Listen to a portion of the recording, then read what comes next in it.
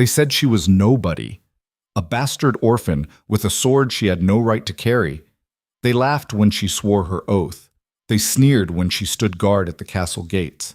And when King Darius Vane rode through those gates with an army at his back and marriage on his tongue, they expected her to bow.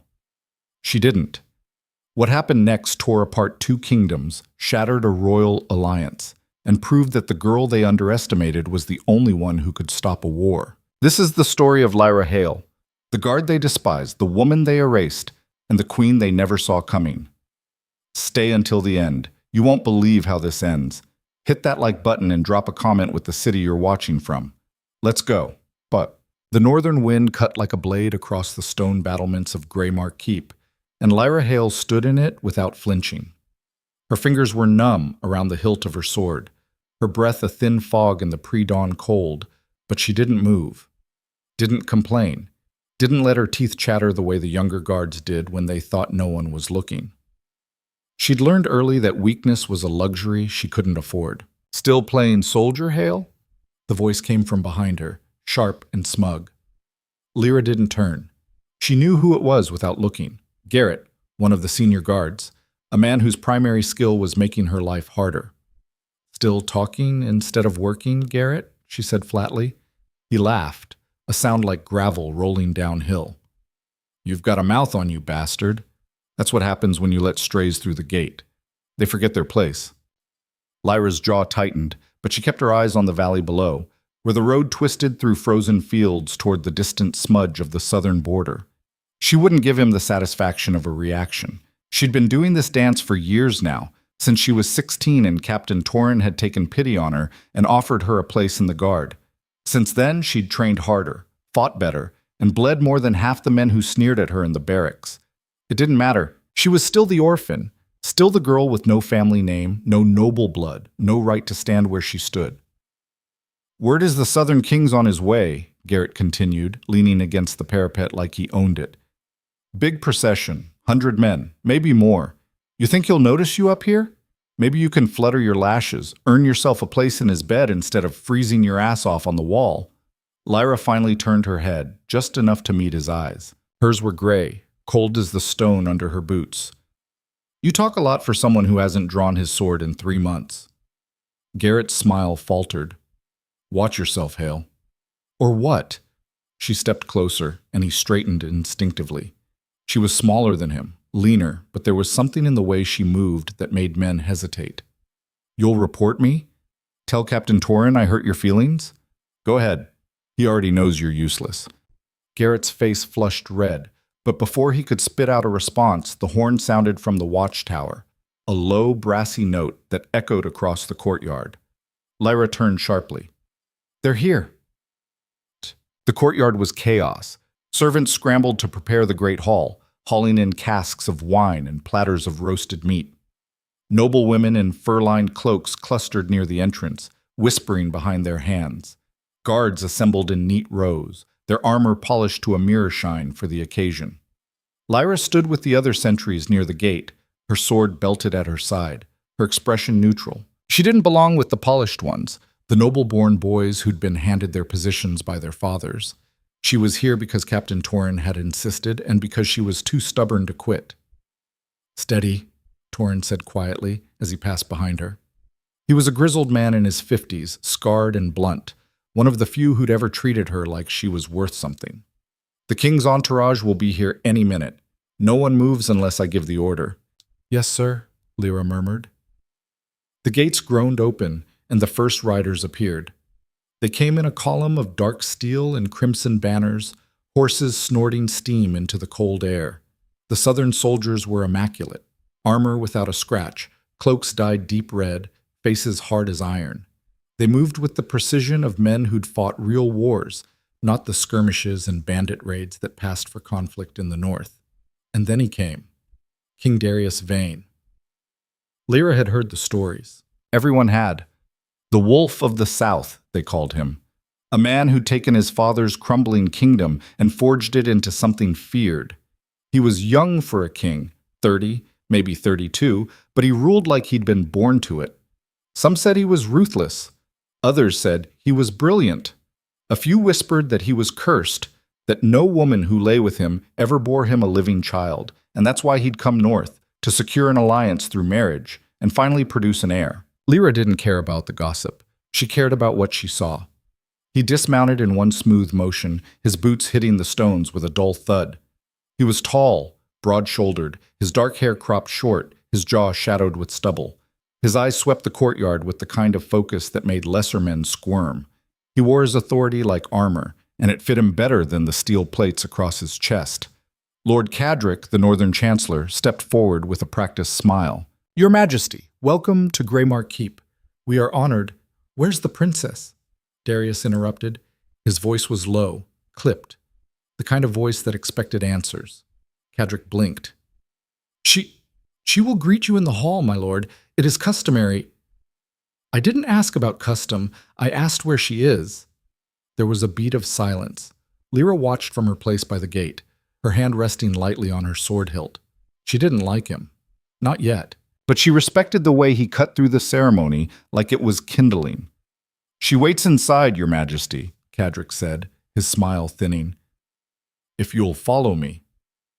Darius waved him off and turned to his men. "Secure the perimeter. I want eyes on every entrance. No one in or out without my say." One of his captains, a lean man with a scar across his cheek, nodded and began barking orders. The Southern soldiers fanned out, moving with practiced efficiency, and Lyra felt the Northern guards bristle around her. "Who the hell does he think he is?" muttered one of the men beside her. "A king," Lyra said quietly. "That's who." The man shot her a look but said nothing. Darius started toward the hall, his entourage trailing behind him, and for a moment Lyra thought that would be it. He'd disappear inside, marry the princess in some grand ceremony, and leave. She'd go back to her post, and life would continue in its cold, grinding monotony. But then he stopped. He turned his head just slightly, and his eyes found hers. It lasted maybe 2 seconds, maybe less, but in that moment, Lyra felt the weight of his gaze like a hand pressed to her chest. He didn't smile, didn't nod, just looked at her, sharp and assessing, like he was cataloging every detail. Then he kept walking. Lyra exhaled slowly. Her heart was beating too fast, and she hated it. "Did he just—" Garrett started. "Shut up," Lyra said. The feast that night was extravagant, even by Northern standards.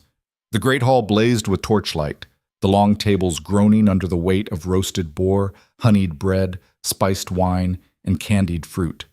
Musicians played in the corner, their melodies almost drowned out by the roar of conversation and laughter. Lyra wasn't inside. She stood outside the hall, her back to the stone wall, her sword still at her hip. She'd been assigned to the outer corridor, along with a handful of other guards, the ones who weren't pretty enough or important enough to be seen. It didn't bother her. She preferred the cold and the quiet to the stink of wine and false smiles. "Bet they're toasting the marriage already," said one of the guards, a young man named Pell. He had a boyish face and an unfortunate habit of talking too much. "Think the princess likes him?" "Doesn't matter if she likes him," said another guard, older, gruffer. "She'll do what she's told. That's what princesses do." Lyra said nothing. She'd seen Princess Alara a few times over the years, a pale, delicate woman with golden hair and a smile that never quite reached her eyes. She moved through the castle like a ghost, always surrounded by attendants, always perfectly composed. Lyra had never spoken to her, doubted she ever would. The door to the hall opened and a wave of heat and noise spilled into the corridor. A servant hurried out, carrying an empty tray, and the door swung shut again. Pell sighed. "I'm starving." "Should have eaten before your shift," Lyra said. "Easy for you to say. You don't eat." "I eat."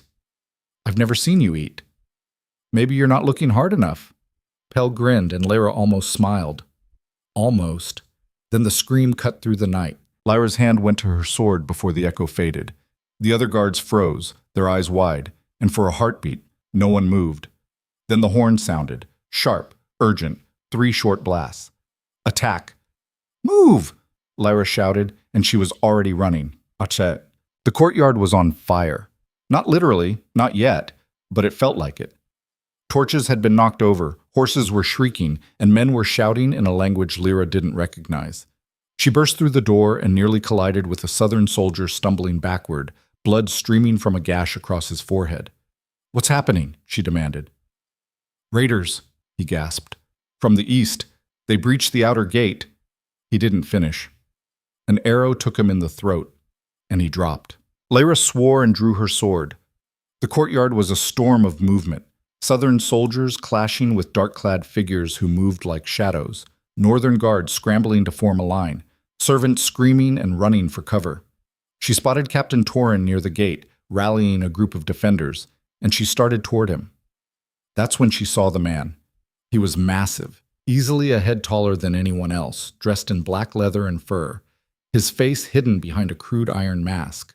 He swung a two-handed axe like it weighed nothing, cutting through a Southern soldier with a spray of red. Lyra didn't think. She charged. The man turned just in time to see her coming, and he swung the axe in a wide arc. Lyra ducked under it, her sword flashing up, and she drove the blade into the gap between his ribs and his armpit. He roared, staggering back, and she ripped the sword free and slashed across his throat. He fell like a tree. Lyra spun, breathing hard, and found herself face to face with another raider. This one was smaller, faster, and he came at her with a pair of curved knives. She parried the first strike, dodged the second, and kicked him hard in the knee. He buckled, and she brought her sword down on the back of his neck. Blood splattered across her boots. "Lyra!" She turned. Torin was shouting at her, pointing toward the gate. "They're trying to break through! Hold the line!" She ran. The gate was chaos. A dozen raiders were battering at the inner doors, trying to force their way into the keep itself. The Southern soldiers had formed a defensive line, shields locked, but they were being pushed back. Lyra threw herself into the fight. She moved on instinct, her sword an extension of her arm. She'd trained for this, years of drills, sparring, bleeding in the practice yard until her hands blistered and her muscles screamed. But training was one thing. This was different. This was real, and it was brutal, and there was no room for hesitation. A raider lunged at her, and she sidestepped, driving her blade into his side.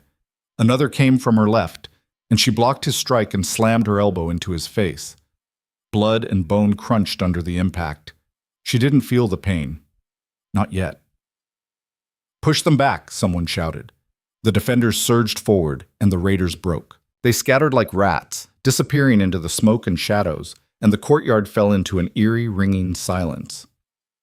Lyra stood in the center of it, her chest heaving, her sword dripping red. Her hands were shaking now, the adrenaline fading, and she could feel the ache starting in her shoulders, her legs, her ribs. "Hail!" She turned. King Darius Vane stood 10 feet away, his sword still in his hand, his armor splattered with blood. He was staring at her, his expression unreadable. "You fight well," he said. Lyra straightened, even though every muscle in her body screamed in protest. "I do my job." "That was more than a job." He stepped closer, his eyes never leaving hers. "Who trained you?" "Captain Torin." "He did well." She didn't know what to say to that, so she said nothing. Darius tilted his head slightly, studying her like she was a puzzle he couldn't quite solve. "What's your name?" "Lyra Hale." "Hale." He repeated it slowly, like he was tasting it. "No family name?" "No." "Orphan?" "Yes." He nodded as if that explained something. Then he sheathed his sword and turned away. "Make sure the wounded are tended to. I want a full report on how they breached the gate." "Yes, Your Majesty," she said automatically. He paused, glancing back over his shoulder. "And Lyra?" Her name on his tongue felt wrong. Too familiar. Too sharp. "Sir?" "Don't get yourself killed. I'd hate to lose a fighter like you." Then he was gone, disappearing into the smoke and the crowd, and Lyra was left standing there, her heart pounding for reasons that had nothing to do with the fight. The aftermath was worse than the battle. Bodies littered the courtyard, raiders, soldiers, a few unlucky servants who'd been caught in the crossfire. The smell of blood and smoke hung thick in the air, and the survivors moved through the carnage like ghosts, pulling the dead aside, binding wounds, murmuring prayers. Lyra worked alongside the other guards, dragging corpses to the edge of the courtyard where they'd be burned at dawn. Her arms ached, her back screamed, and there was a cut along her forearm that she hadn't even noticed until now. It wasn't deep, but it stung, and the blood had soaked through her sleeve. "Hale," She looked up. Captain Torrens stood over her, his face grim. "You're bleeding." "It's nothing. Get it wrapped." "I will." "Now, Lyra." She sighed and straightened, wiping her hands on her trousers. "Fine." Torrens' expression softened, just a fraction. "You did good tonight. Real good." Lyra nodded, too tired to feel anything resembling pride. "Who were they?" "We don't know yet. Eastern marauders, maybe? Or mercenaries? Lord Cadrick's interrogating the ones we captured." Torrin glanced toward the keep, where the nobles had retreated as soon as the fighting stopped. "The king's not happy." "Can't blame him. This was supposed to be a diplomatic visit, not a bloodbath." "Yeah, well," Torrin spat into the dirt. "Nothing ever goes smooth in this damn place." Lyra almost smiled. "No, sir, it doesn't." She left him there and made her way toward the barracks, where the healer had set up a makeshift station. The old woman, Marta, her name was, clucked her tongue when she saw Lyra's arm and set to work cleaning the wound with sharp, efficient movements. "You're lucky," Marta muttered. "Another inch and it would have hit the artery." "Story of my life," Lyra said. Marta snorted. "You're too young to be this cynical." "I'm 23. Like I said, too young." She tied off the bandage with a firm knot. "There, don't do anything stupid with that arm for a few days." No promises. Lyra left the barracks and headed for the outer wall where she could finally be alone. The courtyard was still buzzing with activity, but up here it was quiet. The wind had died down, and the stars were out, cold and distant. She leaned against the parapet and closed her eyes. She should have felt something, relief, maybe, or fear, or pride. But all she felt was tired. Bone-deep, soul-crushing tired. "You look like hell." Lyra's eyes snapped open. Darius stood a few feet away, his arms crossed, his expression unreadable. He'd cleaned the blood off his armor, but there was still a streak of it across his jaw. "Your Majesty," she said, straightening. "I didn't hear you." "Relax," he waved a hand. "I'm not here to inspect you." "Then why are you here?" "Same reason you are, I'd guess. Needed some air." He stepped closer, leaning against the parapet beside her. "That was your first real fight, wasn't it?" Lyra hesitated. "What makes you say that?"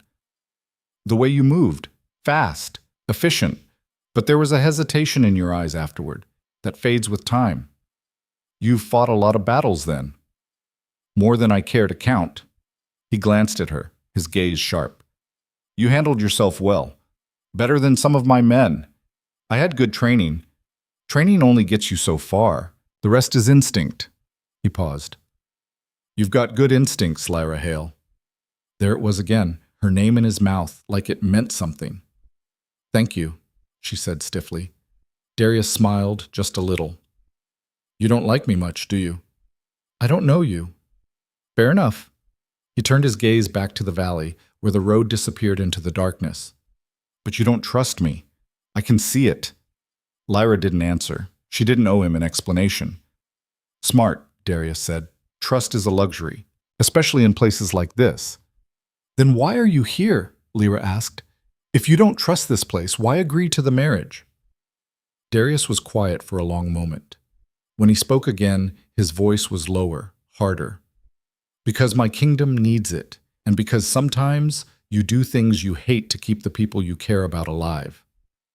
Lyra looked at him, really looked at him, and for the first time she saw something other than arrogance in his eyes.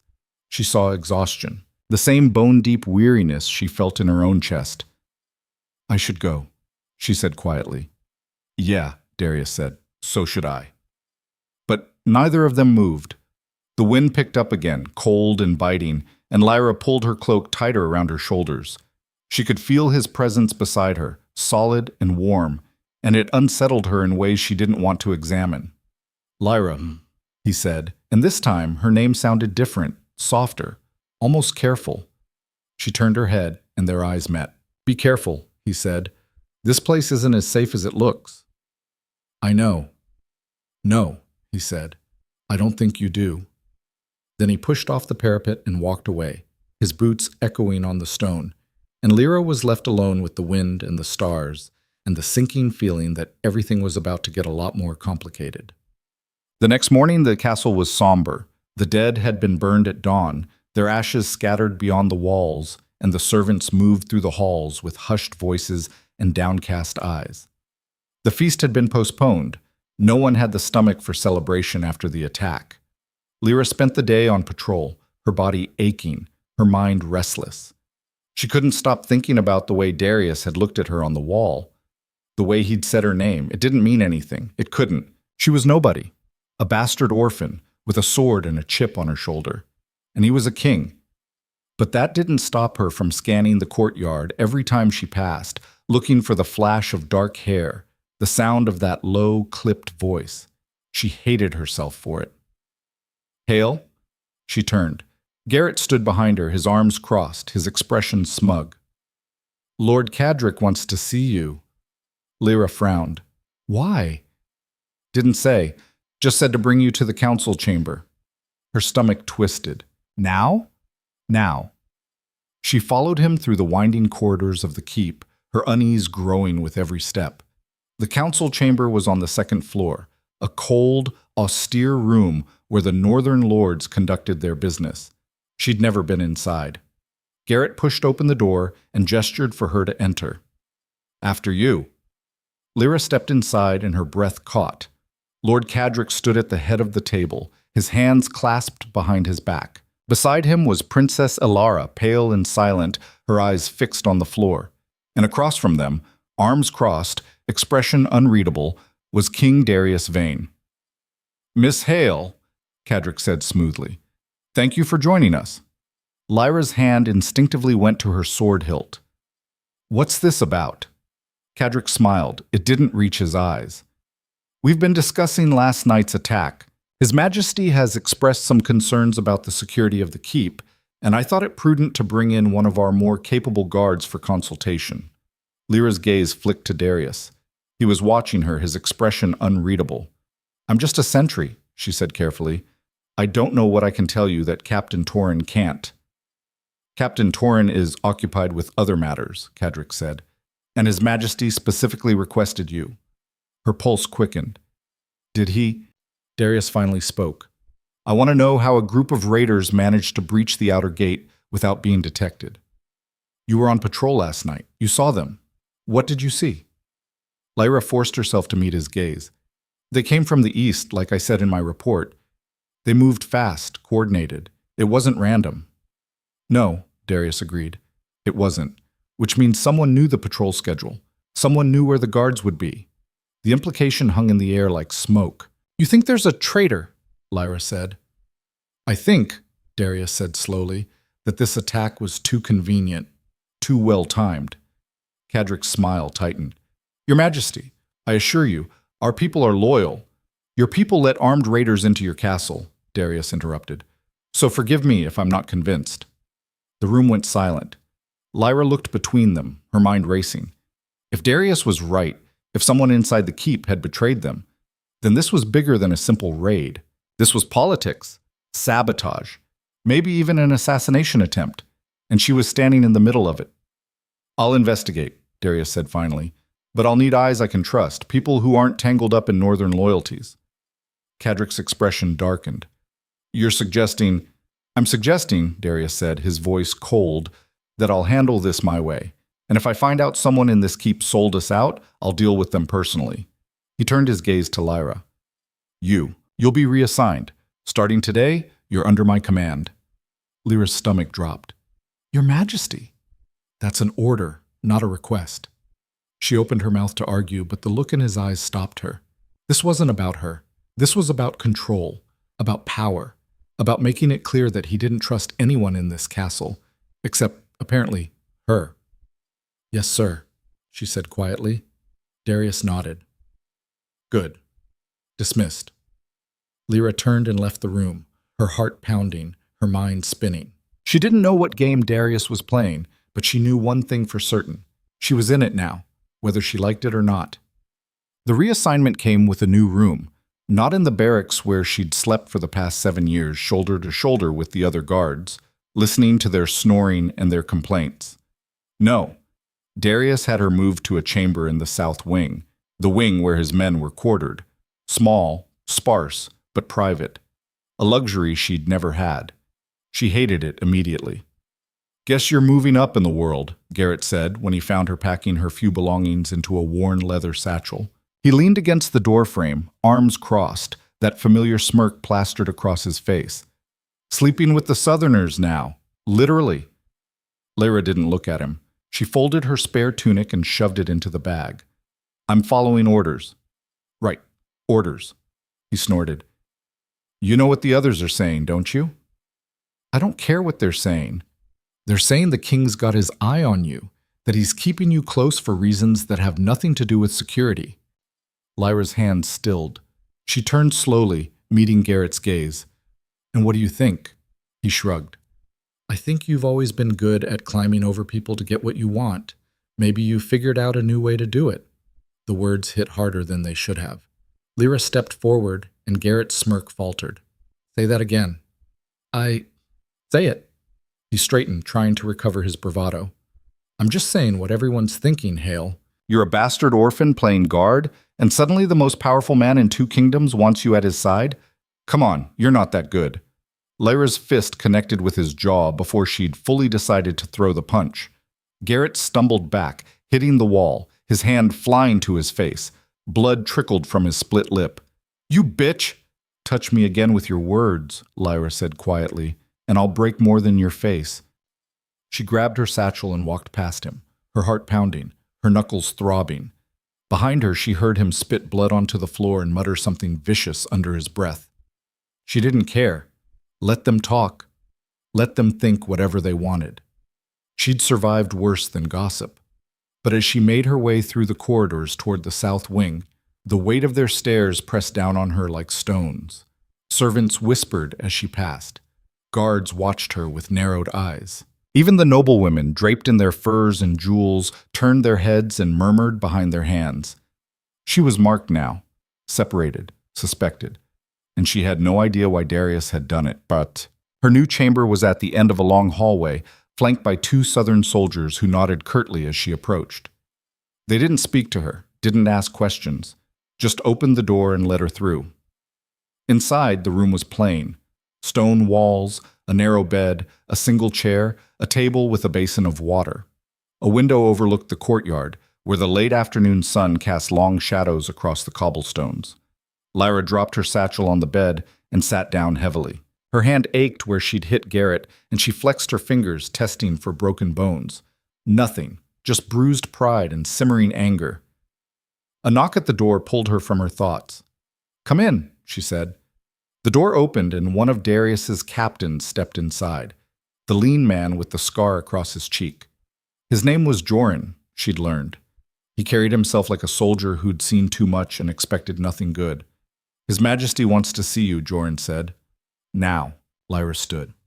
Where? The war room. Follow me. She did, her boots echoing on the stone as they walked. The war room was on the 3rd floor, tucked away in a corner of the keep that most people avoided.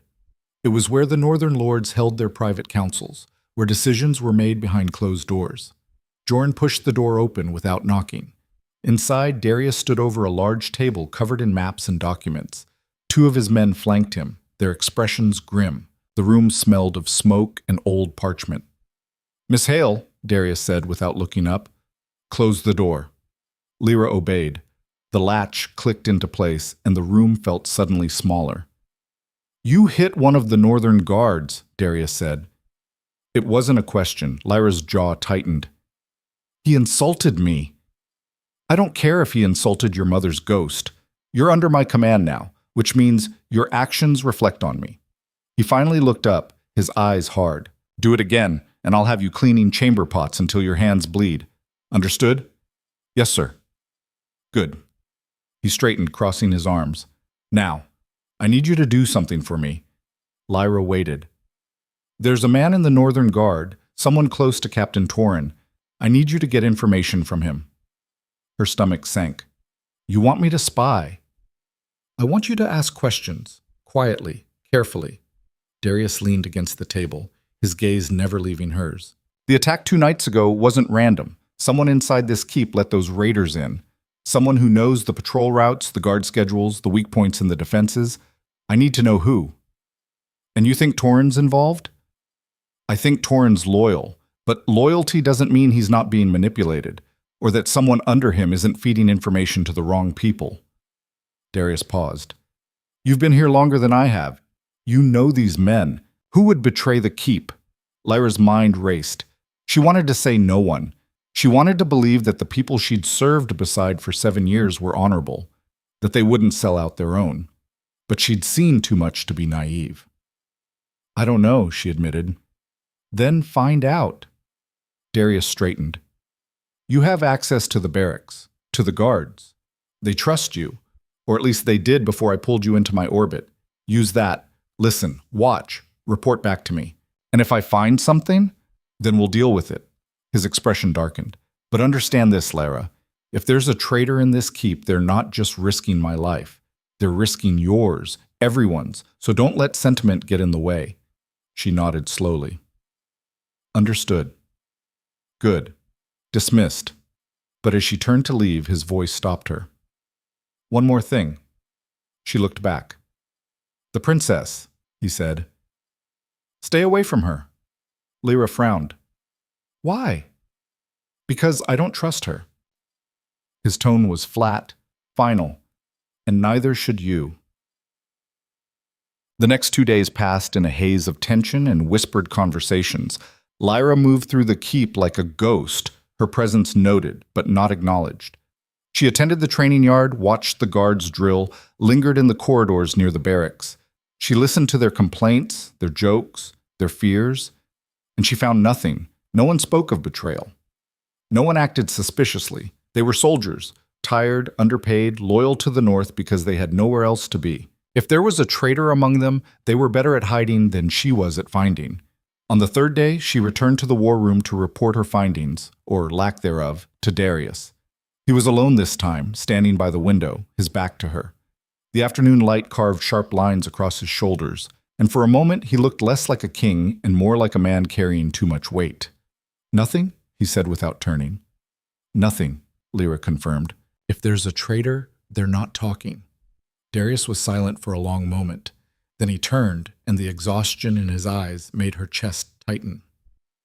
Maybe I'm wrong, he said quietly. Maybe it was just bad luck, a raid that happened to land on the worst possible night. You don't believe that? No, I don't. He moved to the table, bracing his hands against the edge. But I can't keep chasing shadows. Not when I've got a wedding to prepare for. Lyra's throat tightened. The wedding. She'd almost forgotten. In 2 weeks, Darius would marry Princess Alara and the alliance would be sealed. He'd return south, and she'd go back to being nobody. Why did you ask for me? She said suddenly. Out of all the guards in this keep, why me? Darius looked at her, really looked at her, and something flickered in his expression, something she couldn't name. Because you're not afraid of me. That's not an answer. It's the only one I have. He pushed off the table and crossed to her, stopping just close enough that she had to tilt her head back to meet his eyes. You're different, Lyra. You don't bow and scrape. You don't flatter. You just are. And I need that. Someone who tells me the truth, even when it's not what I want to hear. Her pulse quickened. I'm just a guard. No, he said softly. You're not. The air between them felt heavy, charged. Lyra knew she should step back, put distance between them. But she didn't, couldn't. Darius, she said, and his name felt strange on her tongue. Too intimate, too dangerous. I know, he said. This is a bad idea. Then why? He kissed her. It wasn't gentle, wasn't careful. It was raw and desperate, like he'd been holding it back for too long and couldn't anymore. His hand cupped the back of her neck, pulling her closer, and Lyra's mind went blank. She should push him away, should remind him that he was engaged, that she was nobody, that this would ruin everything. But instead she kissed him back. Her hands fisted in his tunic, and she felt the heat of his body against hers, the roughness of his stubble against her skin. He tasted like smoke and wine and something darker, something she couldn't name but craved anyway. When he finally pulled back, they were both breathing hard. His forehead rested against hers, and his eyes were closed. This can't happen, he said, his voice rough. I know. If anyone finds out, I know. But neither of them moved, Lyra, he said, and there was something broken in the way he said her name. I can't do this. I have a duty, a kingdom, a marriage I can't escape. Then let me go, she said, even though the words felt like knives. He opened his eyes, and the look in them nearly undid her. I can't. Why? Because for the first time in my life, I don't want to. Her breath caught. She wanted to say something, anything, but before she could, the door slammed open. Jorn stood in the doorway, his face pale. Your Majesty, we have a problem. Darius stepped back, his expression shuddering instantly. What is it? The princess. She's missing. The search began immediately. Servants were questioned. Guards were dispatched to every corner of the keep. The courtyard, the stables, the chapel. Every room was checked, every shadow examined. But Princess Alara was nowhere to be found. Lyra joined the search, her mind still reeling from what had happened in the war room. She moved through the corridors mechanically, checking doors, calling the princess's name, but her thoughts kept circling back to the way Darius had looked at her, the way he'd kissed her. She was an idiot, a reckless, selfish idiot. Hail! She turned. Captain Torrin stood at the end of the hallway, his face grim. Anything? No, sir. He swore under his breath. This is a nightmare. If something's happened to her, we'll find her, Lyra said, though she wasn't sure she believed it. Torrin studied her for a moment, his eyes narrowing. You've been spending a lot of time with the Southern King. He reassigned me. I know. I'm asking if you've seen anything, heard anything. The man's paranoid, Lyra. He thinks there's a conspiracy around every corner. Maybe there is, Torrin's expression hardened. Watch yourself. You're walking a thin line, and if you fall, I can't catch you. He walked away before she could respond. Lyra stood there, her chest tight, her thoughts spinning. Torrin was right. She was walking a line, and she'd already stepped too far over it. She was about to head back to the war room when she heard it, a faint sound, like a voice, coming from the east wing. She followed it, her hand on her sword hilt, her heart pounding. The east wing was old, unused. Most of the rooms had been closed off years ago, their doors locked and forgotten. But as Lyra approached, she saw that one of the doors was ajar. She pushed it open slowly. Inside, the room was dark, lit only by a single candle on a table, and in the center of the room, bound and gagged, was Princess Alara. Lyra's breath caught. She rushed forward, pulling the gag from the princess's mouth and working at the ropes around her wrists. Are you hurt? Lyra demanded. Alara shook her head, her eyes wide with terror. They took me. 2 men. I didn't see their faces. Who? Who took you? I don't know. Her voice broke. They said it was a message, a warning. Lyra's blood ran cold. A warning for who? Before Alara could answer, the door slammed shut behind them. Lyra spun, her sword half drawn, and found herself staring at Lord Cadric. He stood in the doorway, his expression calm, his hands clasped behind his back. Behind him, 2 guards, northern guards, blocked the exit. Miss Hale, Cadric said smoothly. I was hoping I wouldn't have to involve you in this. Lyra's grip tightened on her sword. What the hell is this? Insurance, Cadric said. The Southern King has become inconvenient, and you, my dear, have become his weakness. Her blood turned to ice. You're the traitor. Traitor is such an ugly word. Cadric stepped into the room, his eyes cold. I prefer pragmatist. The North doesn't need a Southern King dictating our terms. We need independence, strength, and if that means a little chaos to remind everyone where the real power lies. He shrugged. So be it. Lyra drew her sword fully. Let us go, now. Cadric smiled. I don't think so. The guards moved forward, and Lyra stepped in front of Alara, her blade raised. Don't make this harder than it has to be, Cadric said. Lyra's mind raced. She was outnumbered, trapped, and if she fought, Alara would be caught in the crossfire. But she wasn't going down without a fight. She lunged. The first guard went down hard, Lyra's blade slicing across his sword arm before he could fully raise his weapon. He howled, stumbling back, and she didn't give him time to recover. She drove her elbow into his face, felt the crunch of bone, and he dropped. The second guard was faster. He came at her with his sword already drawn, and their blades met with a metallic shriek that echoed off the stone walls. Lyra parried, sidestepped, and kicked at his knee. He grunted but didn't fall, swinging again with brutal force. Behind her, Alara screamed. Lyra couldn't look back, couldn't afford the distraction. She blocked another strike, her arm shaking from the impact, and barely dodged the guard's follow-up thrust. The blade whistled past her ribs, close enough that she felt the cold kiss of steel through her tunic. "Enough," Cadric said from the doorway, his voice calm as if watching a particularly boring play. "Kill her if you must, but don't damage the princess. We still need her." The guard pressed harder, and Lyra gave ground, her boots scraping against the stone floor. She was strong, but he was bigger, heavier, and fresh while she was already tired from 3 days of searching and barely sleeping. She needed to end this fast, so she did something reckless. She dropped her guard deliberately, letting his blade come in low, and threw herself forward instead of back. His sword grazed her side, a line of fire that made her gasp. But she was inside his reach now, too close for him to swing properly. She brought her sword up in a vicious arc, catching him under the chin. Blood sprayed hot across her face, and he fell like a puppet with cut strings. Lyra staggered, pressing a hand to her side. The wound wasn't deep, but it bled freely, warm and sticky against her palm. Cadric sighed. "Unfortunate. Those men had families." "Then you shouldn't have sent them to die," Lyra spat, raising her sword toward him. "Back away from the door." "Or what? You'll cut down an unarmed old man?" Cadric smiled thinly. "Go ahead. See how that plays when the rest of the keep learns you murdered the Northern Chancellor. They'll learn you kidnapped the princess. Will they?" He tilted his head. "All anyone will know is that Princess Alara went missing, and the Southern King's pet guard was found standing over her with a bloody sword. Who do you think they'll believe? The bastard orphan or me?" Lyra's grip tightened on her sword hilt. He was right. Of course he was right. She had no name, no standing, no one who'd vouch for her except Darius. But Darius was engaged to Alara.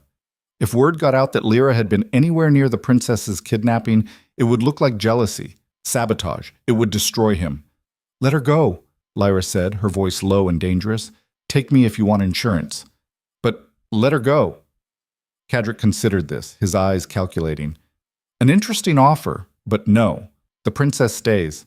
She's far more valuable." "Then I'm walking out of here with her, and you can explain to the king how you let his bride escape." "I don't think so."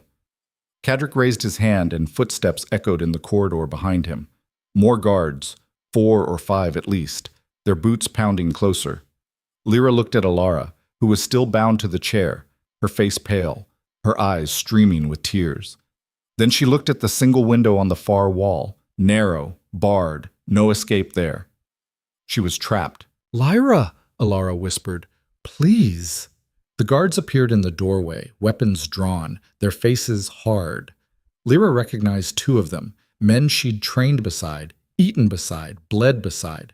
"Don't do this," she said to them. "You're better than this." "We're following orders," one of them said, and the regret in his voice might have meant something if he hadn't been pointing a sword at her chest. Cadric smiled. "Drop your weapon, Miss Hale. There's nowhere to run." Lyra's mind raced. She could fight. She'd probably take down 2, maybe 3 of them before they overwhelmed her. But then Alara would still be here, still in Cadric's hands, and Lyra would be dead. Or she could surrender. Let them take her. Buy time. Time for what? A bitter voice whispered in her head. "No one's coming to save you." But maybe she didn't need saving. Maybe she just needed a chance. She lowered her sword slowly. "Fine, I'll go quietly." "But if you hurt her—" "You're in no position to make threats," Cadric interrupted. "Take her." The guards moved forward, and Lyra let them. She didn't resist when they wrenched the sword from her hand, didn't fight when they grabbed her arms and forced them behind her back. The ropes bit into her wrists, tight enough to cut off circulation. "Take them both to the lower cells," Cadric said. "Separate chambers, no visitors, no food, no water. Let them think about their choices." Alara sobbed. "Please, Lord Cadric, I'll do anything." "You'll do what you've always done, Your Highness," Cadric said coldly. "You'll be quiet and obedient and let the adults handle things." They dragged Lyra out of the room, and she didn't look back. The lower cells were exactly as miserable as she'd imagined. Cold, dark. The walls slick with moisture and the floor covered in straw that smelled of rot and rat droppings. A single torch flickered in the corridor outside, casting weak orange light through the bars of her cell. They'd thrown her in and locked the door without a word. No explanation, no trial. Just the clang of iron and the echo of boots retreating up the stairs. Lyra sat on the floor, her back against the wall, her hands still bound. The wound in her side throbbed, and when she shifted, fresh blood seeped through the fabric of her tunic. Not life-threatening, not yet. But if it got infected... She didn't let herself finish that thought. Time passed. Hours, maybe. She couldn't tell. The torch burned lower, the shadows grew longer, and the cold seeped into her bones. Then she heard footsteps. Not the heavy tread of guards. Something lighter, quicker. A figure appeared outside her cell. A woman in a dark cloak, her face hidden beneath a hood. "Who?" Lyra started. The woman lifted a finger to her lips. "Quiet." She produced a key from beneath her cloak and unlocked the cell door. It swung open with a creak that made Lyra's heart leap into her throat. "Who are you?" Lyra whispered. "Someone who doesn't want to see you die down here." The woman knelt and cut the ropes binding Lyra's wrists with a small, sharp blade. "Can you walk?" Lyra flexed her hands, wincing as blood rushed back into her fingers. "I can run if I have to." "Good, because you're going to have to." The woman helped her to her feet, steadying her when she swayed. "Lord Cadric has issued orders for your execution at dawn. He's telling the court you tried to kill the princess." Lyra's stomach dropped. "And Alara?" "She's alive. For now. But Cadric's using her as leverage to keep the king in line." "Darius, does he know?" "He knows you're missing. He doesn't know where." The woman pulled back her hood, and Lyra recognized her. A servant, one of the older women who worked in the kitchens. She'd seen her 100 times, but never paid much attention. "Why are you helping me?" Lyra asked. "Because I've been watching you for years, girl. Watching you fight for a place in this world that doesn't want you. And I'll be damned if I let them break you now." She pressed the small blade into Lyra's hand. "There's a passage behind the east wall. It leads to the old catacombs beneath the keep. From there, you can reach the outer gate." "I'm not leaving without Alara." The woman's expression hardened. "If you go back for her, you'll die." "Then I'll die." Lyra straightened, ignoring the way her side screamed in protest. "But I'm not letting Cadric win." The woman stared at her for a long moment, then sighed. "Stubborn fool, just like your mother." Lyra froze. "What?" "No time. Go. If you're going to do this, do it fast." She pointed toward the far end of the corridor. "The princess is 3 cells down. You'll have maybe 5 minutes before the guards change shifts." Lyra didn't wait for further explanation. She ran. Her side burned with every step, her breath coming in short, painful gasps, but she didn't stop. She reached Alara's cell and found the princess huddled in the corner, her arms wrapped around her knees, her face streaked with tears. "Lyra?" Alara's voice was hoarse. "How?" "Doesn't matter." Lyra worked at the lock with the blade, her hands shaking. It wasn't designed for this, but she'd picked enough locks in her youth, back when she was a starving orphan stealing bread from market stalls, to know the basics. The lock clicked, and the door swung open. Alara scrambled to her feet. "We have to get Darius. We have to tell him we will. But first, we have to get out of here alive." They moved quickly through the corridor, following the servant woman's directions. The passage was exactly where she'd said, hidden behind a loose stone panel that Lyra had to pry open with her blade. Beyond it, a narrow tunnel stretched into darkness, the air thick with the smell of earth and old bones. "Stay close," Lyra whispered, and Alara nodded, her hand clutching the back of Lyra's tunic. They descended into the catacombs. The tunnels were a maze, twisting and turning, branching off in a dozen directions. Lyra chose her path by instinct, following the faint current of air that suggested an exit somewhere ahead. The walls were lined with ancient bones, skulls staring sightlessly from recesses carved into the stone. Alara whimpered behind her. "I can't. This place—" "Breathe," Lyra said.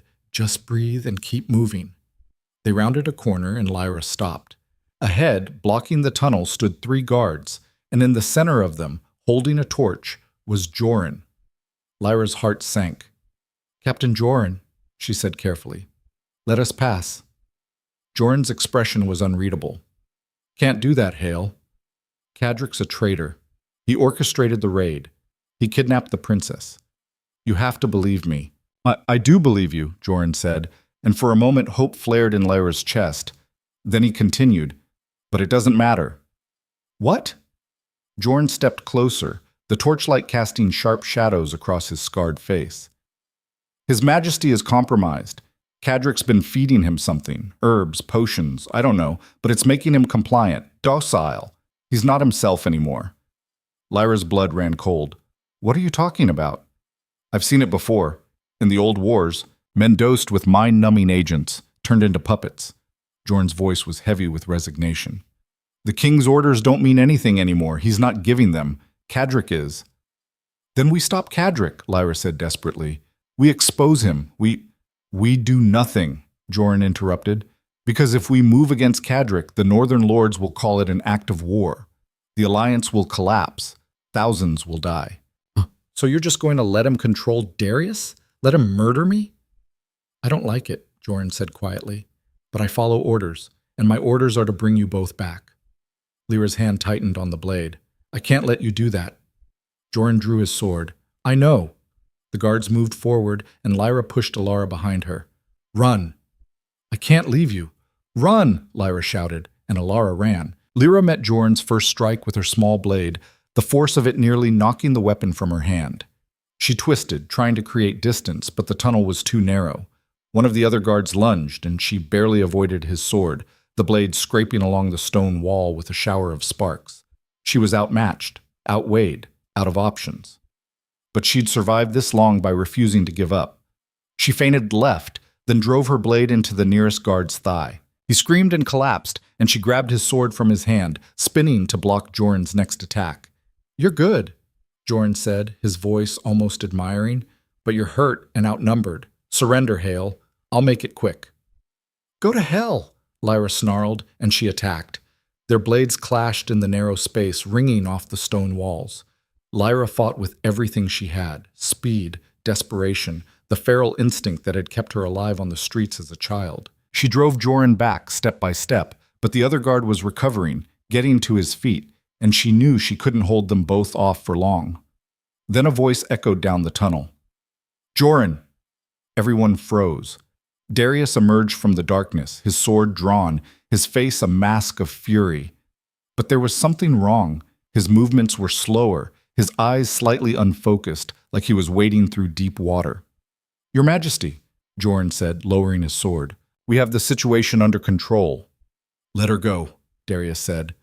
His voice was thick, slurred almost, but the command in it was unmistakable. Jorn hesitated. My lord, Cadrick said, I don't care what Cadrick said. Darius took a step forward, and Lyra saw the effort it cost him. Let her go. Jorn looked between them, his jaw tight. Then he sheathed his sword. You're making a mistake. Probably. Darius's eyes found Lyra's, and for a moment the fog in them cleared. But it's my mistake to make. Jorn gestured to the other guard, and they stepped aside. Lyra didn't move. She stared at Darius, at the way he swayed slightly on his feet, at the sheen of sweat on his forehead despite the cold. What did they do to you? She whispered. Doesn't matter. He reached out, his hand closing around her wrist.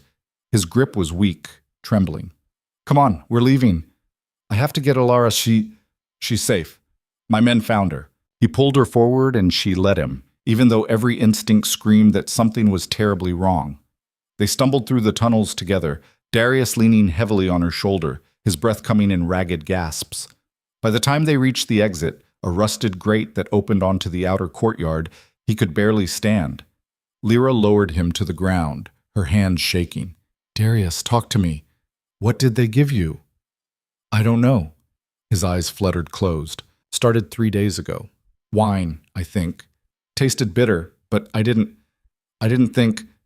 We need to get you to a healer. No. His hand closed around hers, surprisingly strong for someone who looked half dead.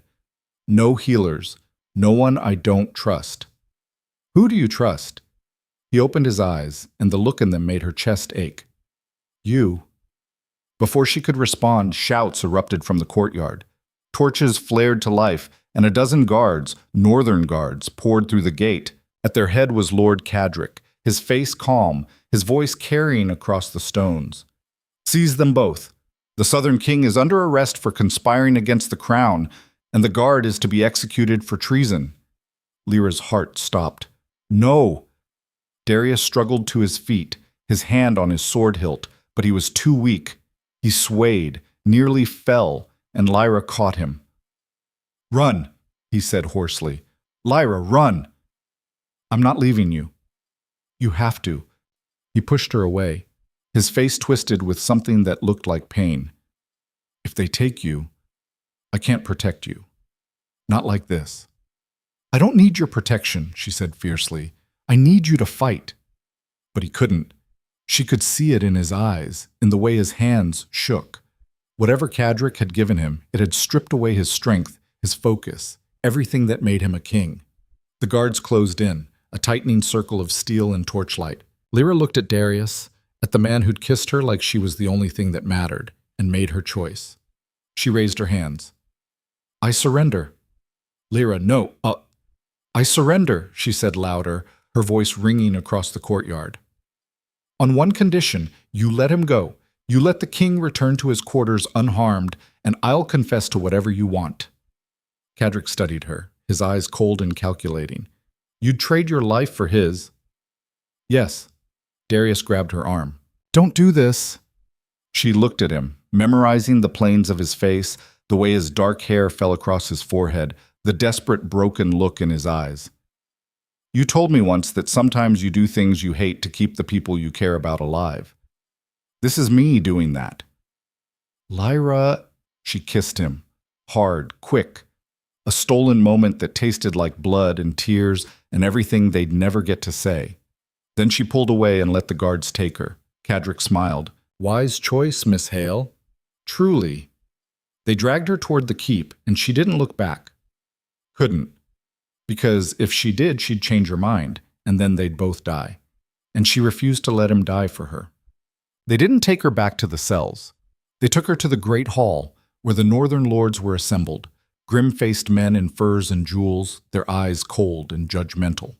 The room was lit by 100 torches, the heat oppressive after the cold of the tunnels. Lyra was forced to her knees in the center of the hall, her hands bound again, her side bleeding through the makeshift bandage someone had tied around her ribs. Lord Cadric stood before the assembly, his voice smooth and practiced. "My lords, we are faced with a grave situation. This woman, this bastard guard, has conspired with the Southern King to undermine our kingdom. She attacked the princess. She murdered loyal guards, and when confronted, she attempted to seduce His Majesty into betraying his duty." Murmurs rippled through the crowd. Lyra kept her eyes on the floor, her jaw clenched. "The evidence is clear," Cadric continued. "The king has been compromised. His judgment is clouded.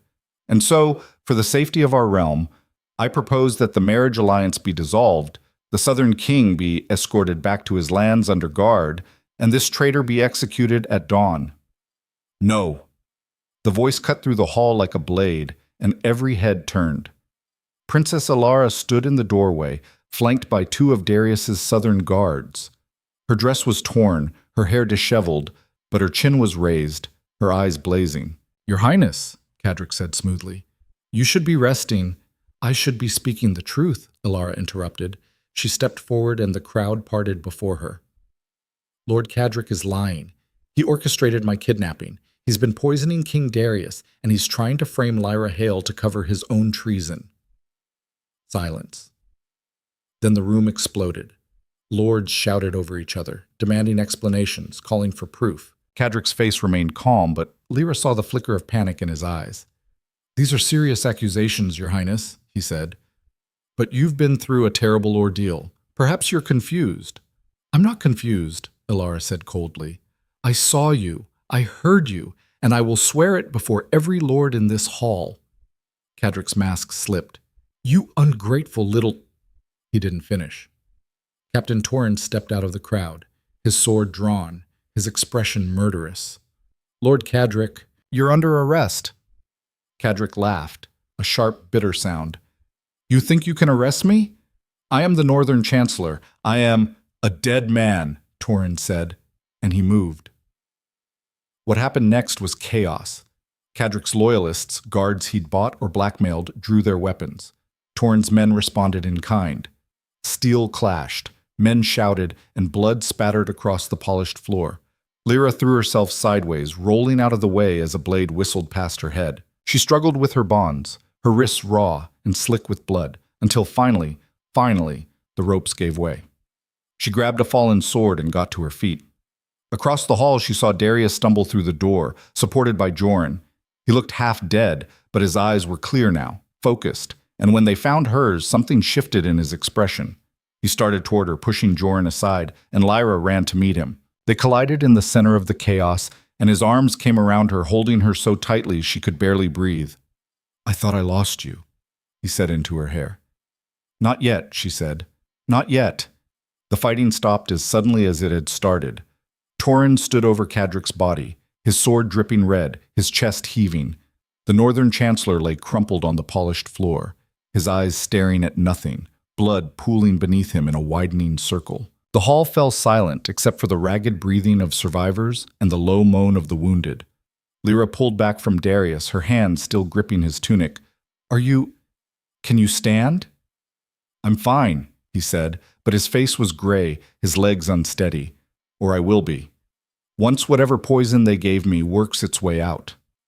We need to get you to a healer." "Later." He turned to face the assembled lords, his voice rough but carrying. "Is anyone else planning to commit treason tonight, or can we move on?" No one answered. The Northern lords stood frozen, their faces pale, their eyes darting between the body on the floor and the Southern king who'd just survived an assassination attempt. Princess Alara stepped forward, her hands clasped in front of her, her voice steady despite the tremor Lyra could see running through her. Lord Cadric acted alone, or nearly alone. Those who conspired with him are dead or will face justice. The rest of the Northern court had no knowledge of his plans. It was a lie. Lyra could see it in the way some of the lords wouldn't meet Alara's eyes, but it was a necessary lie, the kind that prevented a civil war. Darius seemed to understand this too. He nodded slowly. "Then the alliance stands. Princess Alara is blameless. The Northern court is blameless, and we will speak no more of tonight's events beyond these walls." One of the older lords, a man with a gray beard and sharp eyes, cleared his throat. "And the guard? The one who—" "Lyra Hale saved the princess's life," Darius said, his tone brooking no argument. "She exposed the conspiracy. She will be commended, not condemned." Murmurs rippled through the crowd again, but this time Lyra heard something different in them. Not contempt, not dismissal. Something closer to grudging respect. Torrin wiped his blade clean and sheathed it. "The king's right. Hale did what the rest of us were too blind to see. Cadric played us all." "Not all of us," said a voice from the back, and Garrett stepped forward. His face was bruised where Lyra had hit him, but his expression was subdued, almost ashamed. "Some of us were too busy being bastards to notice what was happening right under our noses." Lyra stared at him, unsure if this was another trick. Garrett met her gaze and held it. "I was wrong about you, Hale. I'm man enough to admit it. It wasn't an apology. Not really. But it was more than she'd expected." "We'll deal with the aftermath in the morning," Darius said. "For now, clear the hall. See to the wounded. And someone get me a God's damn chair before I fall over." Joran appeared at his side, supporting his weight. "This way, Your Majesty." Darius let himself be led toward the dais at the far end of the hall, but he glanced back at Lyra. "Stay close."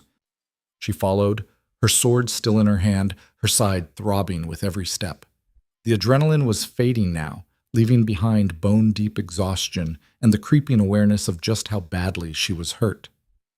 They got Darius into a chair, the Lord's seat, heavy oak carved with northern wolves, and he slumped into it like a man twice his age. Sweat beaded on his forehead, and his hands shook as he gripped the armrests. "How much did they give you?" Lyra asked quietly. "I don't know. 3 days' worth, maybe more." His eyes closed. "It's like trying to think through fog. Everything's distant. We need to flush it out of your system." "I know." He opened his eyes, looking at her. "But I need to stay conscious long enough to make sure this doesn't fall apart. Alara approached, her expression tight. Your Majesty, may I speak with you? Darius gestured weakly. You just saved both our lives. I think you've earned it. Alara glanced at Lyra, then back at Darius. In private? No, Darius said. Whatever you have to say, you can say in front of Lyra. Alara's jaw tightened, but she nodded. Very well, I want to dissolve the engagement. Silence. Lyra's heart stuttered in her chest. She looked at Darius, whose expression had gone carefully blank. You want to what? He said. Dissolve the engagement. Alara's voice was calm, measured, but Lyra could see the tension in her shoulders. This alliance was built on politics and necessity, not respect, not trust, certainly not love. And after tonight, I think we can both agree it's not worth the price. Darius leaned back in the chair, studying her. You realize what you're suggesting. Without this marriage, the northern and southern kingdoms go back to being rivals. Maybe worse. Maybe, Alara said, or maybe we find a different way. A treaty. Trade agreements. Something that doesn't require either of us to pretend we want this. You don't speak for your entire court. No, but I speak for myself. And I'm telling you, I won't marry a man who looks at someone else the way you look at her. Alara's gaze flicked to Lyra, and there was no anger in it, just resignation. I'm not a fool, Your Majesty. I see what's between you, and I won't stand in the way of it just to preserve an alliance that was rotten from the start. Lyra felt like the floor had dropped out from under her. Your Highness, I know. Alara's smile was sad. You're not the villain here, Lyra. Neither is he. We all just got caught in something bigger than ourselves. Darius was quiet for a long moment. Then he said, If I agree to this, the Northern Lords will call it an insult. They'll demand reparations. Let them. Alara straightened. I'll handle the Northern Lords. You handle your kingdom, and we'll both be better off. You're sure about this? I've never been more sure of anything in my life. Darius looked at Lyra. What do you think? Lyra's throat tightened. I think it's not my decision to make. I'm asking anyway. She took a breath. I think she's right. Marriages built on lies don't last, and this one would have destroyed all of you. Darius nodded slowly, then he extended his hand to Alara. Agreed. The engagement is dissolved. We'll draft new terms for the alliance in the morning. Alara took his hand, shook it once, and then she was gone, sweeping out of the hall with her head high and her shoulders squared. Lyra watched her go, something like admiration settling in her chest. She's stronger than anyone gives her credit for, Darius said quietly. Yeah, Lyra agreed, she is. They sat in silence for a moment, the hall emptying around them, servants moving through to clear away the blood and the bodies. Torin appeared at Lyra's shoulder, his expression grim. Hail, you need to see the healer. That wound's going to fester if you don't get it cleaned. I'm fine. You're bleeding through your tunic. Don't be stupid. Lyra glanced down and realized he was right. The makeshift bandage was soaked, and fresh blood was seeping through. She hadn't even felt it. Go, Darius said. I'll still be here when you get back. She didn't want to leave him, didn't trust that he wouldn't collapse the moment she turned her back. But Torin was right. She was no good to anyone if she bled out. Fine, she said. But if you pass out, I'm going to be pissed. Darius smiled faintly. Noted. The healer's chamber was a small, cluttered room in the east wing, smelling of herbs and smoke and something sharper that made Lyra's eyes water.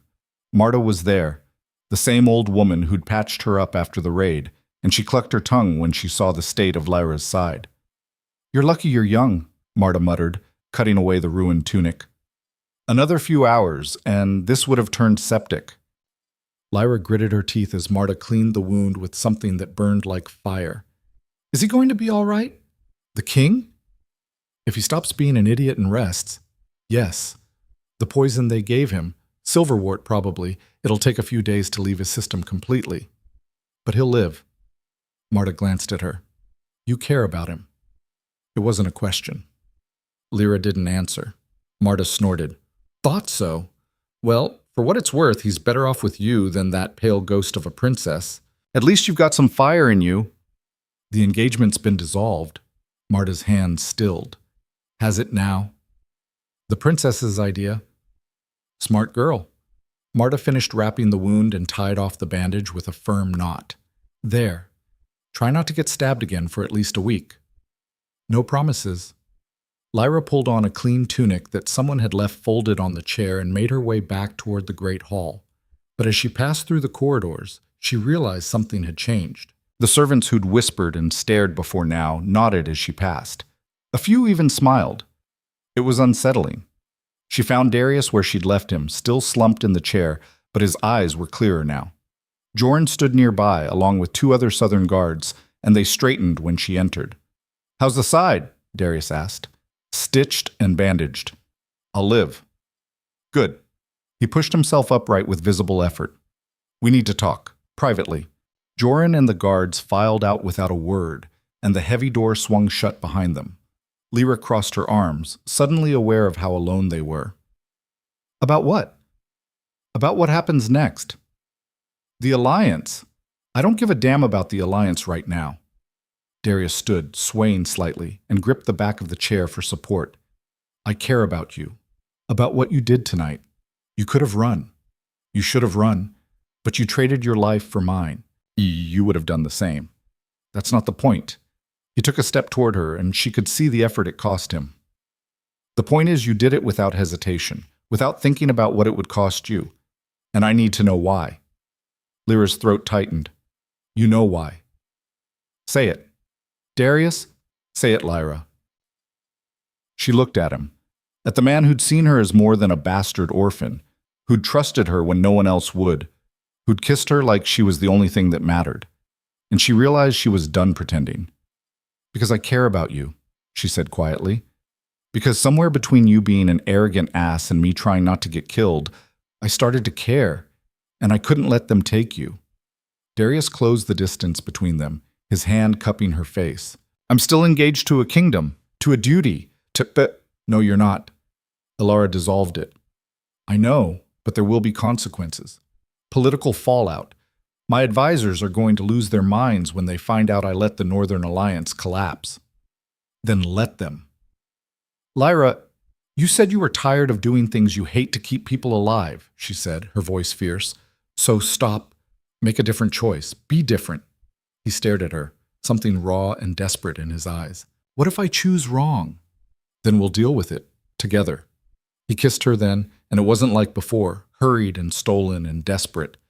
This was deliberate, claiming. His hands tangled in her hair, and she pressed closer, ignoring the protest from her injured side. When they finally broke apart, both breathing hard, he rested his forehead against hers. "If I do this, if I take you back to the South with me, everyone's going to have an opinion. My court, my people. They're going to say you're not good enough, that you're using me, that... I don't care what they say." "I do." His voice was rough. "Because you deserve better than to be dragged through that." "What I deserve," Lyra said, "is to make my own choices. And I'm choosing this. I'm choosing you, if you'll have me." Darius pulled back just enough to look at her, really look at her. "You're sure?" "I've never been more sure of anything." He smiled then. A real smile, the kind that reached his eyes and made him look younger, less burdened. "Then yes, I'll have you." The next morning, the Northern Court assembled again, this time without bloodshed. Darius stood at the head of the hall, his color improved, his voice steady. Lyra stood beside him, not behind, a detail that didn't go unnoticed by the assembled lords. "The alliance between our kingdoms will be restructured," Darius announced. "Not through marriage, but through mutual benefit. Trade routes will be established, borders will be secured, and both courts will appoint ambassadors to ensure communication remains open." One of the northern lords, the gray-bearded man from the night before, stepped forward. "And the matter of succession? You came north seeking an heir." "I'll find another way," Darius said, "one that doesn't require sacrificing someone else's freedom." The lord's gaze shifted to Lyra. "And her? The guard?" "Lyra Hale saved this alliance from collapsing into war. She exposed a traitor who would have seen both our kingdoms burn. She is under my protection, and anyone who questions that will answer to me." Silence. Then, slowly, the gray-bearded lord nodded. Understood, Your Majesty. The rest of the court followed suit, bowing their heads in reluctant acceptance. Torin approached as the hall began to empty, his expression unreadable. So, you're leaving with him? Lyra met his eyes. I am. Thought you might. He sighed, scrubbing a hand over his face. You know you don't owe him anything, right? You could stay here. Keep your post. I'd make sure no one gave you trouble. I know, Lyra said softly, but I don't want to stay. Torin nodded. Then go. And don't let anyone tell you you're not good enough. You're worth 10 of these perfumed lords. Lyra's throat tightened. Thank you for everything. Don't get soft on me now, Hale. But his eyes were bright, and when he gripped her shoulder, his hand was steady. Take care of yourself. And if that southern bastard doesn't treat you right, you send word. I'll ride down there and kick his ass myself. She almost smiled. I will. They left Greymar Keep at midday, a column of southern soldiers and a single northern guard riding south under a pale winter sun. Lyra rode beside Darius, her new horse, a gift from Princess Ilara, steady beneath her. The wound in her side ached with every movement, but she didn't complain, didn't look back. Nervous? Darius asked as they crested the hill and the keep disappeared behind them. Terrified, Lyra admitted. Good. That means you're not an idiot. He glanced at her. My court's going to be difficult. There are traditions, expectations, people who won't understand why I brought you back. I can handle it. I know you can. But you shouldn't have to. He paused. I'm going to make this official, Lyra. When we get back, I'm going to name you to a position in my court. Something with authority. Something that makes it clear you're not just some passing fancy. You don't have to. I want to. His voice was firm. You risked everything for me. The least I can do is make sure you have a place where you belong. Lyra looked at him, at the determination in his eyes, and felt something shift in her chest. What kind of position? I don't know yet. We'll figure it out. He smiled. You're resourceful. I'm sure you'll make a name for yourself. Or get myself killed trying. Probably that too. They rode in silence for a while, the landscape opening up around them, rolling hills, bare trees, the frozen ribbon of a river cutting through the valley below. Do you regret it? Darius asked suddenly. Leaving. Lyra thought about it, about the keep, the barracks, the cold stone walls that had been her home for 7 years, about Torin and the few guards who'd treated her like she mattered. But mostly, she thought about the way people had looked at her, like she was less. Like she had to prove herself over and over just to earn a sliver of respect. No, she said. I don't regret it. Good, Darius said. Because I'm not letting you go. Possessive. Absolutely. Lyra laughed, and the sound felt strange, light, unguarded, real. We're going to have problems, aren't we? Undoubtedly. People are going to hate me. Some of them, yes. Your advisors are going to tell you to send me away. They can try. She looked at him, at the way the sunlight caught in his dark hair, at the set of his jaw and the quiet confidence in his posture. Why are you doing this? Really? Darius reined in his horse, and she stopped beside him. They were alone on the road, the rest of the column far enough ahead that their voices wouldn't carry. Because for the first time in my life, he said quietly, I'm choosing something I want instead of something I'm supposed to want. And that something is you. Lyra's breath caught. She'd been called a lot of things in her life, bastard, orphan, stray, guard. But never this. Never wanted. I don't know how to be what you need, she admitted. Then we'll figure it out together. He reached across the space between them, his hand covering hers. I'm not asking you to be perfect, Lyra. I'm just asking you to stay. She looked down at their joined hands, at the calluses on her palm and the scars on his knuckles. Two people who'd fought their whole lives for things they couldn't have. Maybe it was time to fight for something they could. All right, she said. I'll stay. Darius squeezed her hand once, then released it, urging his horse forward. Come on, we've got a long ride ahead of us. Lyra followed, the winter wind cold against her face, the road stretching out before them into unknown territory. Behind her, the north faded into memory. Ahead, the south waited, uncertain, dangerous, and hers for the taking. She'd been nobody once, a bastard orphan with a sword and too much pride. But as they rode toward the horizon, Lyra Hale realized something had changed. She wasn't nobody anymore, and she was done apologizing for it. The southern capital rose from the plains like a monument to ambition, high walls of white stone, towers that scraped the sky, banners snapping crimson in the wind. Lyra had seen it from a distance during the journey, growing larger with each passing day, but nothing prepared her for the reality of riding through its gates. The streets were packed, merchants hawking spices and silks, children darting between carts, soldiers in formation marching toward the barracks. The noise was overwhelming after weeks of cold northern silence, voices shouting, horses neighing, the clang of a blacksmith's hammer echoing off stone, and everywhere people stopped to stare. At Darius, yes, their king returning from a diplomatic mission, but also at her. The woman riding beside him, dressed in borrowed southern leathers, a sword at her hip, her hair still wind-blown from the road. She felt their eyes like brands. "Ignore them," Darius said quietly, his gaze fixed ahead. "They're curious. Nothing more." "They think I'm your mistress," Lyra said. "Let them think what they want. By tonight they'll know the truth." She didn't ask what he meant by that. Didn't have the chance. They passed through the inner gates into the palace courtyard, and suddenly they were surrounded. Advisors, servants, guards, all clamoring for Darius's attention.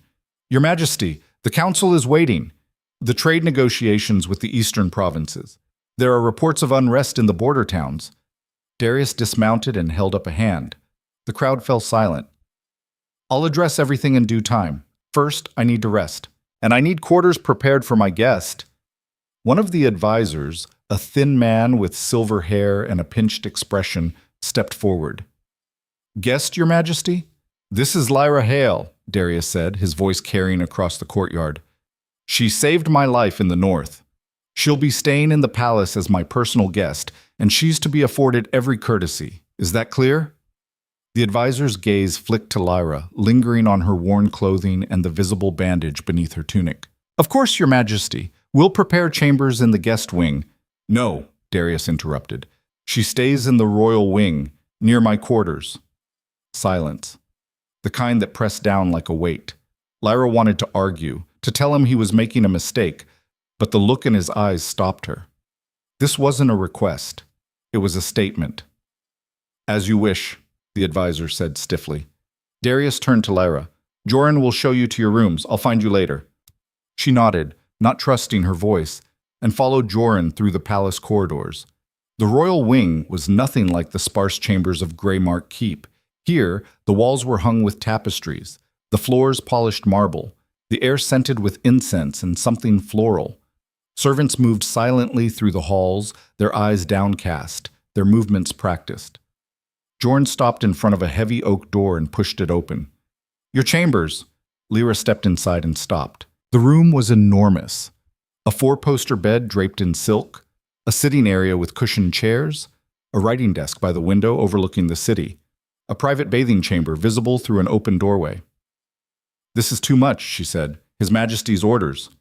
Joran's expression was unreadable. "There's a wardrobe with clothing that should fit. If you need anything else, pull the cord by the bed. A servant will come." "Joran, I know what you're thinking," he said, "that you don't belong here, that this is all some mistake. Isn't it?" He studied her for a long moment. "I've served King Darius for 8 years. I've seen him make decisions that cost lives, decisions that saved kingdoms, and I've never seen him look at anyone the way he looks at you. That doesn't mean, it means he's made his choice. Now you have to make yours. Are you going to let people's opinions chase you out, or are you going to stand your ground?" Lyra's throat tightened. "I don't know how to be what they expect." "Then don't be." Joran turned to leave, pausing in the doorway. "Be what he needs instead. Someone who tells the truth. Someone who doesn't bow to pressure. Someone who fights." He left, and Lyra was alone. She moved to the window, looking out over the city. From here, she could see the sprawl of streets and buildings, the river cutting through the center, the distant hills beyond. It was beautiful, foreign, terrifying. She was so far from the barracks at Greymark, from the cold stone and the familiar routines, so far from anything she knew. But as she stood there, watching the sun sink toward the horizon, she realized something. She didn't want to go back. What? The council meeting that evening was worse than she'd imagined. Darius had insisted she attend, not as an observer, but as a participant. You were there, he'd said when she'd tried to refuse. You saw what happened. The council needs to hear it from you. So she sat at the long table in the council chamber, surrounded by men in expensive robes and cold eyes, and felt like a fraud. The silver-haired advisor, his name was Corvin, she'd learned, sat across from her, his fingers steepled. Let me see if I understand this correctly, Your Majesty. You dissolved the Northern Alliance. You exposed a plot that could have destabilized the entire region, and you brought back a guard. I brought back the woman who saved my life, Darius said coldly, and exposed the conspiracy. Show some respect, Corvin. Respect is earned, Your Majesty, not granted because someone happens to catch your eye. Lyra's hands curled into fists under the table, but she kept her voice level. I didn't ask to be here. I didn't ask for any of this. But I did my job. I protected the king. If that's not enough for you, I don't care. Corvin's eyes narrowed. You don't care? How refreshing. Most people who sit at this table understand the weight of their position. I understand weight just fine, Lyra said. I've carried it my whole life. The difference is, I don't hide behind a title when I'm questioned. That's enough, Darius said, his voice sharp. Corvin, you've made your opinion clear. Now let's move on to the actual issues. The Northern Alliance needs to be restructured. Lyra, tell them what you saw in Greymark. She did. Haltingly at first, then with growing confidence. She described the raid, Cadric's conspiracy, the poisoning, the kidnapping. She didn't soften it, didn't try to make herself sound heroic. Just laid out the facts. When she finished, the room was silent. One of the other advisors, a younger man with dark eyes, leaned forward. If what you say is true, then the North is in chaos. Their leadership is fractured. They'll be vulnerable. Which is why we don't take advantage of it, Darius said. We honor the restructured alliance. We send aid if they need it. We show them we're better than Cadric thought we were. That's a gamble, Your Majesty. Everything's a gamble. Darius looked around the table. But I'd rather gamble on doing the right thing than securing power through fear. We're done with that, starting now. Corvin's expression was sour, but he nodded. As you wish.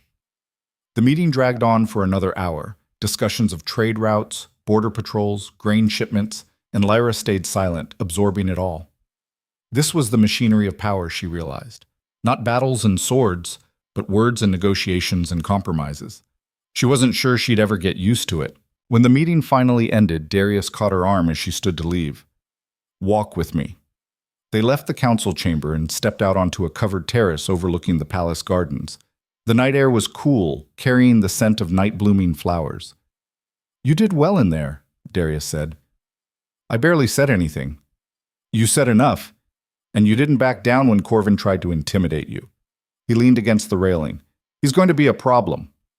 I noticed. He thinks you're using me, that you're some ambitious opportunist who saw a chance and took it. Lyra laughed bitterly. If I was ambitious, I would have stayed in the north and taken credit for saving the princess. Instead, I'm here, being judged by men who've never held a sword in their lives. I know. Darius turned to face her. But they'll come around, once they see what you're capable of. And what am I capable of? More than you think. He reached out, tucking a strand of hair behind her ear. I wasn't joking when I said I'd give you a position. I've been thinking about it. There's a role. Captain of the King's Guard. The man who held it died 6 months ago, and I haven't replaced him. I want you to take it. Lyra stared at him. You can't be serious. I'm completely serious. Darius, I'm a northerner. I don't know your soldiers, your tactics, You know how to fight. You know how to lead. You know how to make decisions under pressure. His voice was firm. That's what I need. Not someone who follows tradition blindly, but someone who thinks. Someone I can trust. Your court will never accept it. Then they'll learn to. He stepped closer. I'm not asking you to be perfect, Lyra. I'm asking you to try. Will you? She looked at him, at the earnestness in his eyes, the quiet determination, and felt something shift in her chest. She'd spent her whole life being told she wasn't good enough, that she didn't belong, that she should know her place and stay there. But standing here, on this terrace overlooking a city she'd never imagined seeing, with a man who looked at her like she was worth something, she realized she had a choice. She could run, go back north, disappear, find some quiet corner of the world where no one expected anything from her. Or she could stay, fight, prove them all wrong. "All right," she said quietly. "I'll try." Darius smiled, the kind of smile that made her forget just for a moment how terrifying all of this was. "Good, because I'm going to make an announcement tomorrow, in front of the entire court." "An announcement?" "That you're my captain of the guard, and more than that." He hesitated, then said, "That you're going to be my queen." Lyra's heart stopped. "What?" "I'm not asking you to marry me tomorrow," he said quickly. "I know this is fast. I know you need time. But I want everyone to know my intentions. That you're not some passing fancy. That you're here to stay." "Darius, people will riot." "Let them." His voice was hard now, the king's voice. "I've spent my whole life doing what other people wanted. Marrying who they chose. Building alliances that served everyone but me. I'm done with that. I want to build something real. With you." Lyra's hands were shaking. "I don't know how to be a queen." "No one does until they are." He cupped her face, his thumb brushing her cheek. "You've survived things most people can't imagine. You've fought for every inch of ground you've gained. If anyone can do this, it's you."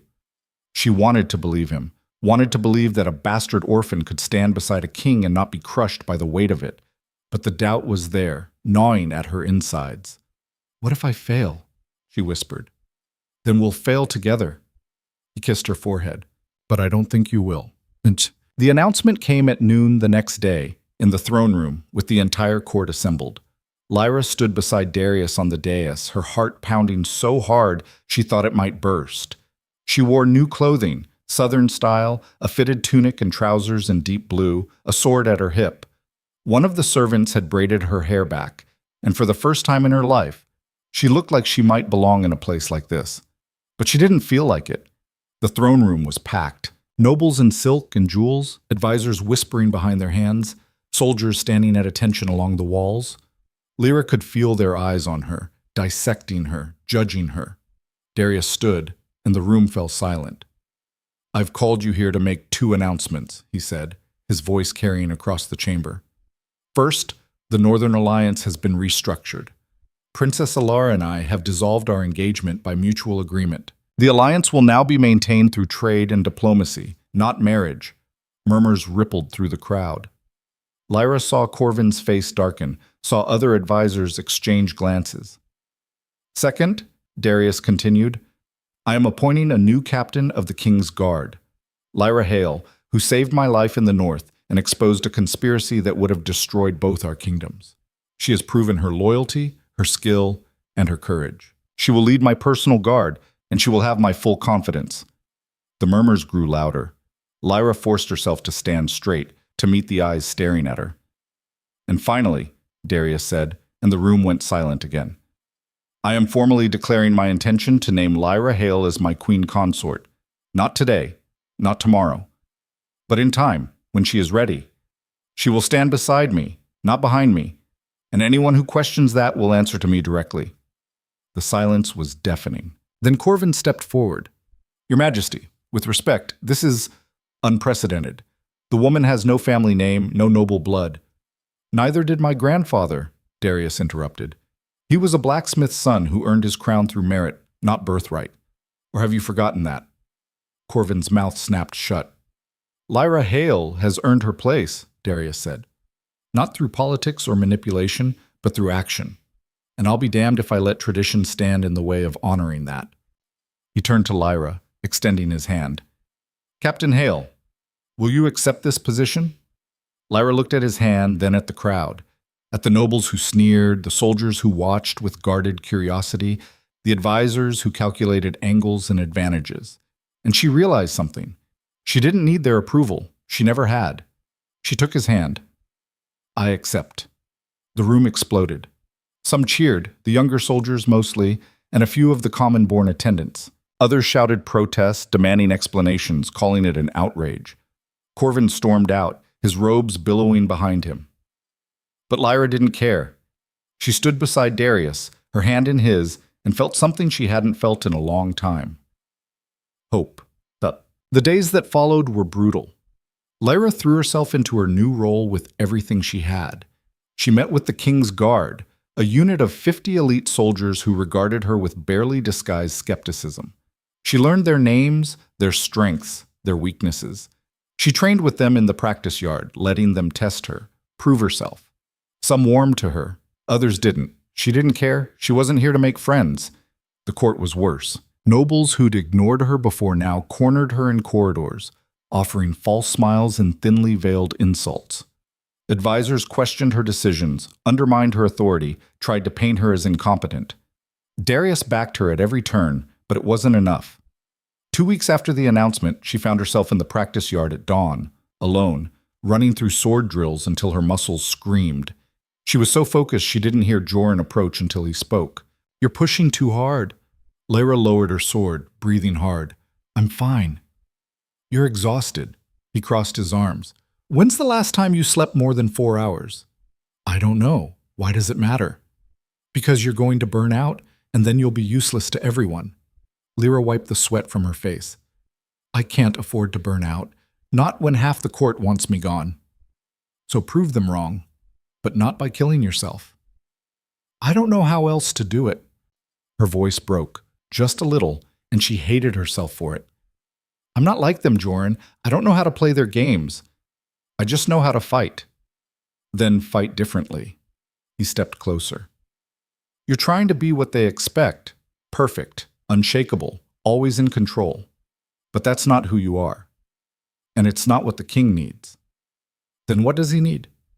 "Someone real. Someone who makes mistakes and owns them. Someone who doesn't pretend to have all the answers." Joran's expression softened. "You're not a politician, Hale. You're a soldier. So be that. Lead by example. Show them what you're made of, not what they think you should be." Lyra stared at him, the words sinking in slowly. She'd been so focused on proving herself, on meeting impossible standards, that she'd forgotten the simplest truth. She was Lyra Hale, a bastard orphan who'd clawed her way up from nothing. And that was enough. "Thank you," she said quietly. Joran nodded. "Now go eat something. You look like death." The turning point came 3 weeks later during a border skirmish. Raiders from the eastern provinces had been harassing supply caravans, and the King's Guard was dispatched to deal with them. Lyra rode with them, ignoring Darius's protests. "You don't have to prove anything," he'd said the night before. "I'm not proving anything. I'm doing my job." The skirmish was quick and brutal. The raiders were disorganized, desperate, no match for trained soldiers. But one of them, a boy, maybe 16, got separated from the group and tried to run. Lyra cornered him in a narrow canyon, her sword raised. The boy dropped his weapon, his hands up, his eyes wide with terror. "Please, I didn't want... They made me..." Lyra stared at him and saw herself. 16, desperate, stealing to survive, one bad decision away from a blade in the ribs. She lowered her sword. "Go." The boy blinked. "What?" "Run, before I change my mind." He ran, disappearing into the rocks, and Lyra turned to find half the guard watching her. One of them, a grizzled sergeant named Rael, stepped forward. "You let him go." He was a kid. He was an enemy. He was terrified. Lyra met Rael's eyes. "If we start killing children, we're no better than the people we're fighting." Rael studied her for a long moment. Then slowly, he nodded. "Fair enough." They rode back to the capital in silence, but something had shifted. The guards who'd been cold before now met her eyes. Some even nodded. It wasn't acceptance. Not yet. But it was a start. 2 months after the announcement, Darius summoned her to the throne room. She found him standing by the window, staring out at the city. He looked tired, older than his years, the weight of the crown visible in the set of his shoulders. "You wanted to see me?" Lyra said. He turned, and his expression made her heart clench. "I got word from the north. Princess Alara is formally requesting recognition of the new alliance terms. She's also sending an ambassador, someone she trusts." "That's good, isn't it?" "It is." He crossed to her, taking her hands. But that's not why I called you here. I wanted to ask you something, and I want you to answer honestly, no matter what. Lyra's throat tightened. What is it? Are you happy here? She blinked. What? Are you happy? He repeated. Because I see you every day, fighting to prove yourself, pushing yourself until you break. And I need to know if this is what you really want, or if you're just doing it because you think I need you to. Lyra looked at him, at the man who'd seen her as more than a bastard orphan, who'd given her a chance when no one else would, who'd stood beside her when the world told him not to. I'm not happy all the time, she admitted. Some days I want to throw my sword in the river and walk away. Some days I feel like I'm drowning. Then why stay? Because the good days are worth it. She squeezed his hands. Because when I'm standing in the practice yard and the guards actually listen to me, or when I'm sitting in council and I can see that my words matter, I realize I'm building something, not just for you, for me. Darius's eyes softened. You're sure? I'm sure. She stepped closer. And I'm ready. Ready for what? To be your queen. His breath caught. Lyra, I know it's fast. I know people will talk.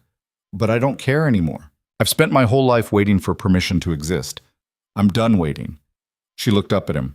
So ask me, officially, and I'll say yes. Darius stared at her for a long moment. Then he dropped to one knee. Lyra's heart stopped. Lyra Hale, he said, his voice rough.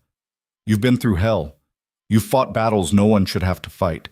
You've earned a place in this world through sheer will and courage.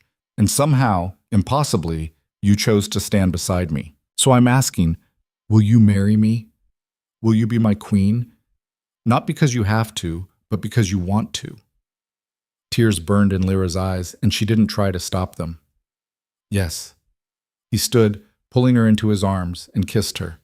And for the first time since she'd arrived in the southern capital, Lyra felt like she was exactly where she was supposed to be. So, the wedding was held 6 months later in the palace courtyard under a sky so blue it hurt to look at.